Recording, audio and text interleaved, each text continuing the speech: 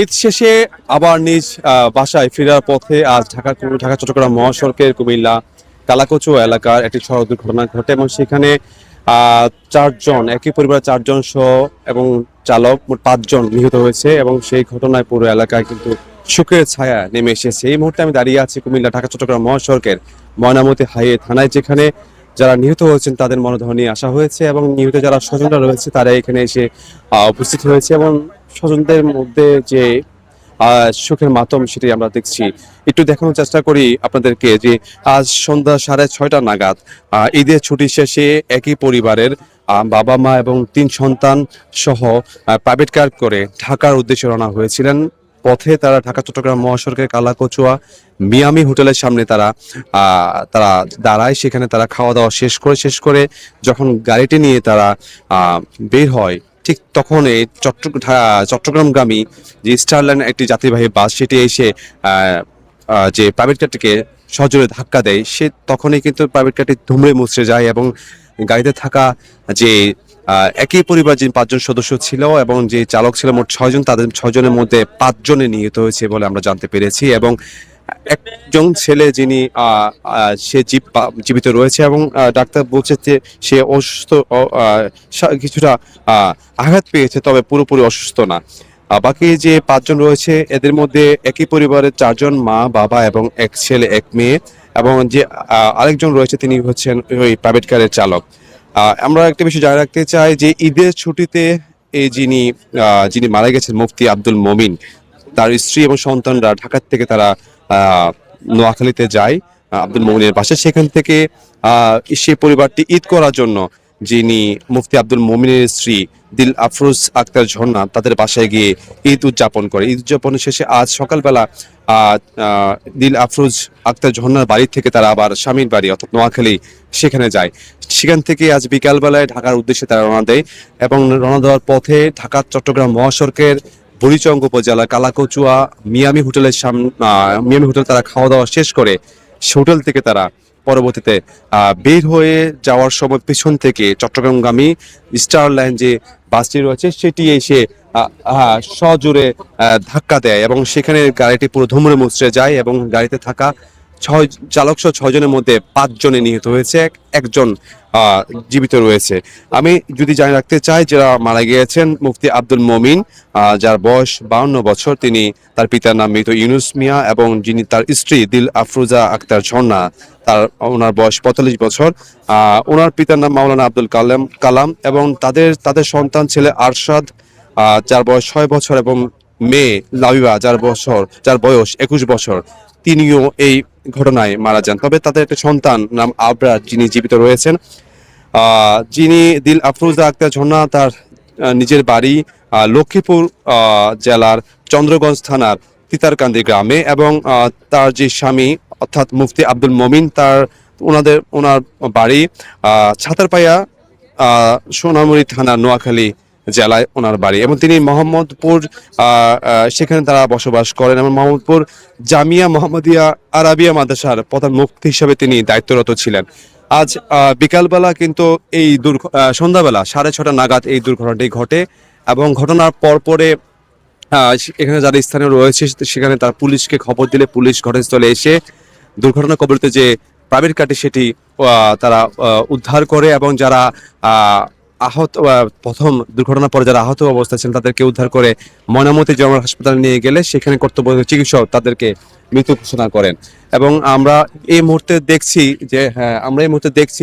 যে এখানে যারা স্বজনরা রয়েছে অর্থাৎ মুফতি আব্দুল মমিনের যারা স্বজনরা রয়েছে তারা এখানে এসে উপস্থিত হয়েছেন। এই মুহূর্তে আমরা যদি দেখানোর চেষ্টা করি, এই মুহূর্তে আমরা আছি ঢাকা চট্টগ্রাম মহাসড়কের ময়নামতি হাইওয়ে যে থানাটি রয়েছে, থানার সামনে আমরা রয়েছে, সেখানে মরদেহগুলো রয়েছে। সেখানে কিন্তু নিহতের পরিবারের স্বজনরা উপস্থিত হয়েছে এবং আমরা একটু কথা বলার চেষ্টা করবো এখানে একজন ওনাদের সাথে।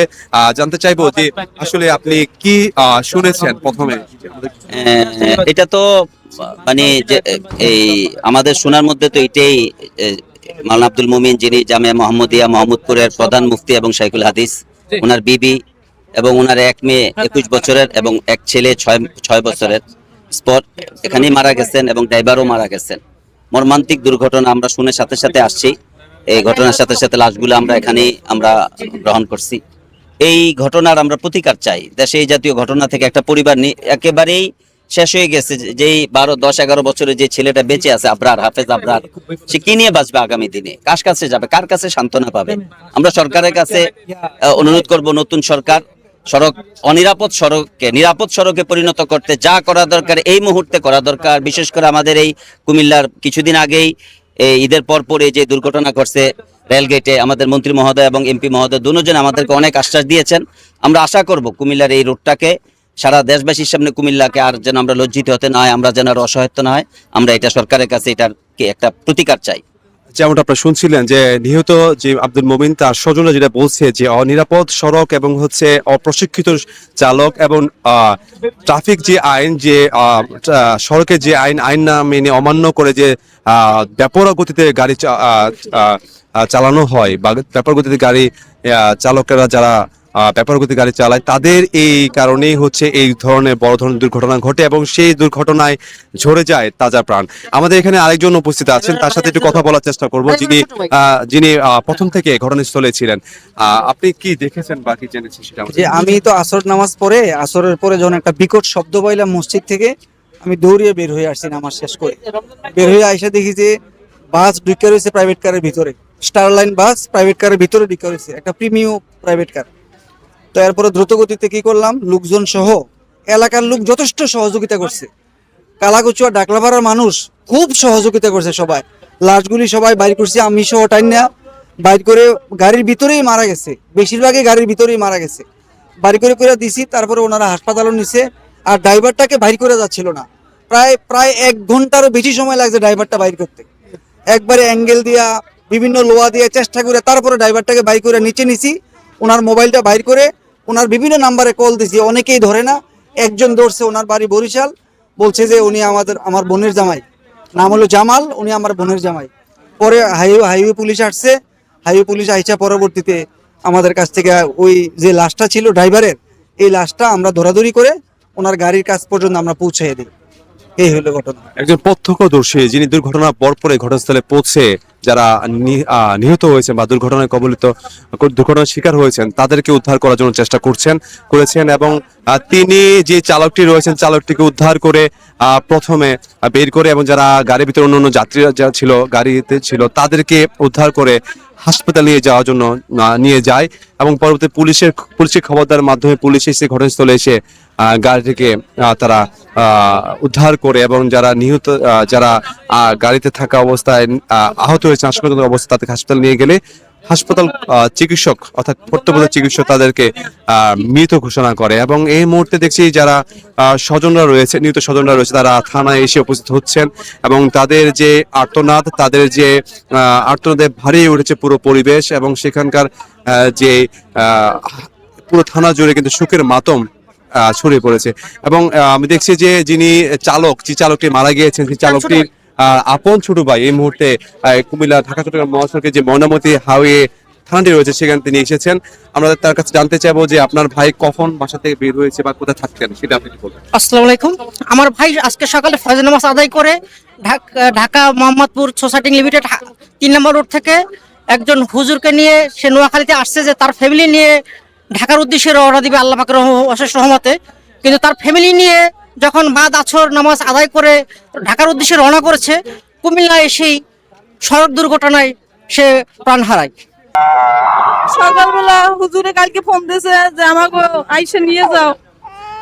পরে 11:30টার সময় আমার ফোন দিয়েছে, আমি আই বলছি, হুজুরে বলছে খাওয়া দাওয়া রেস্ট করে আমরা যামু। এই পর্যন্ত কথা হয়েছে, আর কিছু কথা হয় না আমার সাথে। আপনাদের দেশের বাড়ি কোথায়? বরিশালে। বরিশালে। ঢাকায় কোথায় থাকেন? মোহাম্মদপুরে। যেমন আপনি শুনছিলেন যে চালক মারা গিয়েছেন তার আপন ভাই এবং তার যে পরিবার এই মুহূর্তে যে কুমিল্লা ঢাকা চট্টগ্রাম মহাসড়ক যে হাইওয়ে থানা রয়েছে যেখানে তাদের মরদেহ রাখা হয়েছে সেখানে এসে উপস্থিত হয়েছে এবং তাদের যে আহাজারি, তাদের যে কান্না, তাদের যে আর্তনাদ, সে আর্তনাদ ভারী হয়ে উঠেছে পুরো থানা এলাকায়। এবং সেখানে যারা একই পরিবার যে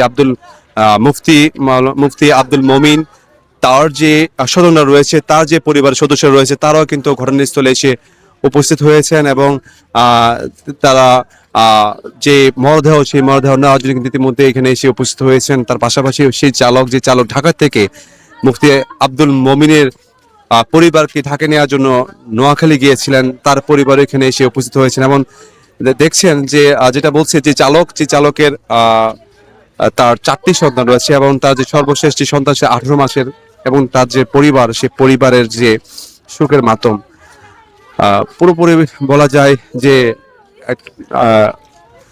এই 5টি তাজা প্রাণ আজকে ঝরেছে যে মহাসড়কে, সেই ঘটনায় কিন্তু একেবারে সুখের ছায়া নেমে এসেছে।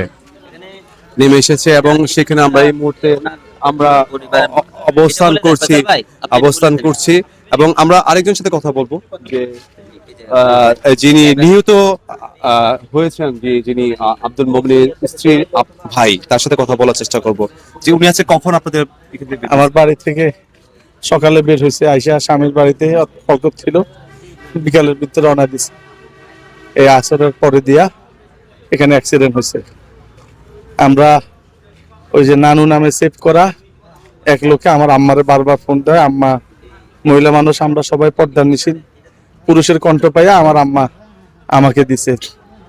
দেওয়ার পরে আমি খবর পাওয়ার পর তো সব আমার নেতার মধ্যে আমি ফেসবুকে জানাইছি, আশা দেখলাম সব স্পট ডেট।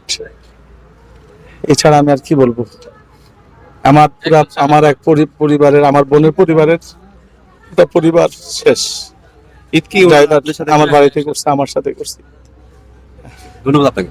যে আমরা শুনছিলেন আপনারা যে এই ওনার বোন আজকে নিহত হয়েছে এবং ওনার বোনের পুরো পরিবার আজকে ঈদের খুশি কাটানোর জন্য, ঈদ উদযাপন করার জন্য তার ভাইয়ের বাড়িতে যায়, অর্থাৎ তার নিজের বাড়িতে যায়। সেখান থেকে আজ সকালবেলা তার স্বামীর বাড়ি অর্থাৎ নোয়াখালী সোনাইমুড়ি এলাকায় থানায় যায়। সেখান থেকে কিন্তু ঢাকা উদ্দেশ্যে রওনা করে। এবং যে বিষয়টি যারা এখানে রয়েছেন, যারা স্বজনরা আছেন, তারা যেটা বলছেন যে অনিরাপদ সড়ক এবং হচ্ছে যেটা বলা যায় অপ্রশিক্ষিত চালক এবং সড়কের যে আইন, সেই আইন অমান্য করে যারা গাড়ি চালায়, বেপরোয়া গতিতে যারা গাড়ি চালায়, তাদের কারণে, তাদের কিছুটা গাফিলতির কারণে কিন্তু বড় ভয়াবহ দুর্ঘটনা ঘটে এবং হচ্ছে মর্মান্তিক দুর্ঘটনায় সড়কে কিন্তু ঝরে যাচ্ছে তাদের প্রাণগুলো। এবং তাদের দাবি, স্বজনদের দাবি যে যাতে করে নিরাপদ সড়ক এবং হচ্ছে যাতে করে যে আইন, মহাসড়কে যাতে আইন মেনে এইসব চালকেরা যাতে গাড়ি চালায় এবং যাতে করে আর কোন দুর্ঘটনা ঘটে। এবং এই ঘটনার সাথে যদি যারা জড়িত, যদি তার দুষ্কৃতি বের করে তাকে আইনি আওতায় নিয়ে আসার জন্য তারা দাবি করছেন, এমনটাই বলছেন। তো এই ছিল আমার কাছে সর্বশেষ কুমিল্লা ঢাকা চট্টগ্রাম মহাসড়কে যে বাস এবং প্রাইভেট সড়ক দুর্ঘটনায় যে 5 জন নিহত হয়েছেন সেই থেকে।